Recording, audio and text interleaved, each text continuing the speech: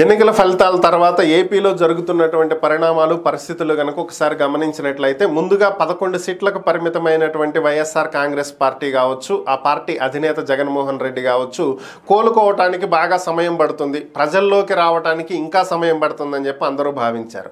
దానికి తగ్గట్టుగానే జగన్ కూడా 6 నెలల వరకు నేను ప్రభుత్వానికి టైం ఇస్తా, సంవత్సరం వరకు నేను ప్రభుత్వానికి టైం ఇస్తా, డిసెంబర్ వరకు నేను రాను డిసెంబర్లో ప్రజల దగ్గరకు వస్తాను, ప్రజల్లో తిరుగుతానని చెప్పి ప్రకటించారు. బట్ సీన్ కట్ చేస్తే ప్రస్తుతం ఏపీలో జరుగుతున్నటువంటి పరిస్థితులు పరిణామాలు గమనిస్తే జగన్మోహన్ రెడ్డి ఇప్పుడే ప్రజల్లోకి వచ్చారా అనేటువంటి పరిస్థితి అయితే చాలా క్లియర్గా అర్థమవుతుంది. ఎందుకని అంటే ఇప్పుడు ఆయన అటు నెల్లూరు తన పార్టీ మాజీ ఎమ్మెల్యే పిన్నెల్లి రామకృష్ణారెడ్డిని పరామర్శించడానికి వెళ్ళారు. ఆ తర్వాత ప్రొద్దుటూరులో జరిగినటువంటి ఒక దాడికి అజయ్ రెడ్డిని ఆయన్ని పరామర్శించడానికి వెళ్ళారు. సీన్ కట్ చేస్తే ఈరోజు వినుకొండ ఒక పరామర్శకి వెళ్ళారు, రషీద్ కుటుంబాన్ని పరామర్శించడానికి. సో ఇప్పుడు పరిస్థితి ఎలా ఉంది అంటే డిసెంబర్ వరకు బయటకు రానని చెప్పినటువంటి వ్యక్తిని టీడీపీ పార్టీనే పిలిచి ప్రజల్లో తిప్పుతున్నటువంటి పరిస్థితి.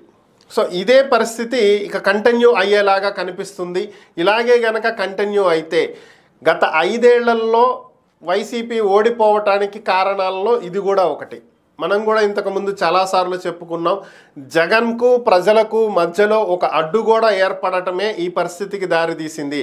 2019 వరకు జనంలోనే తిరిగినటువంటి జగన్మోహన్ రెడ్డి 2019 తర్వాత తాడేపల్లికి మాత్రమే పరిమితం అవటం, అసలు ప్రజల్లోకి రాకపోవటం, కేవలం బటన్ నొక్కడానికి తప్ప ఎక్కడా ప్రజల్లో తిరగకపోవటం, ప్రెస్ మీట్లు పెట్టకపోవటం, కార్యకర్తలు ఎవరితో కూడా కలవకపోవటం, కార్యకర్తల దాకా ఎందుకు అసలు సొంత పార్టీ ఎమ్మెల్యేలు మినిస్టర్లకే అపాయింట్మెంట్లు లేవు.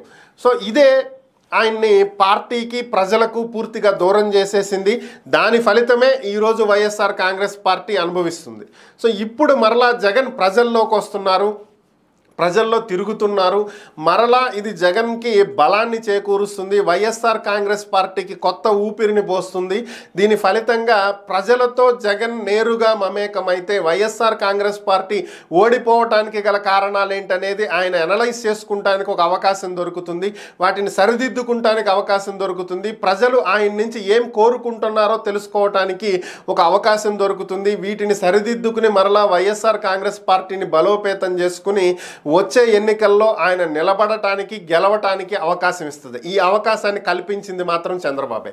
ఎందుకంటే ఇంత తొందరగా జగన్ ప్రజల్లోకి వచ్చారంటే దానికి కారణం ఇప్పుడున్నటువంటి పరిస్థితులే. ఈ పరిస్థితుల్ని చక్కదిద్దకపోవటం చంద్రబాబు చేసినటువంటి పని. సో వైసీపీకి బలాన్ని చేకూరుస్తుందే చంద్రబాబు. మరి కయ్యానికైనా వియ్యానికైనా సమవుజ్జి ఉండాలనుకున్నాడో ఏమో, వైఎస్ఆర్ కాంగ్రెస్ పార్టీని బలపరిచి ఆ తర్వాత ఎన్నికలకు వెళదామని గట్టిగా ఫిక్స్ అయిపోయినట్టున్నాడు. అందుకనే మరలా బలాన్ని చేకూర్చేటువంటి అవకాశాన్ని కల్పిస్తున్నాడు. దీనికి మాత్రం జగన్ టీడీపీకి థ్యాంక్స్ చెప్పుకోవాల్సిందే.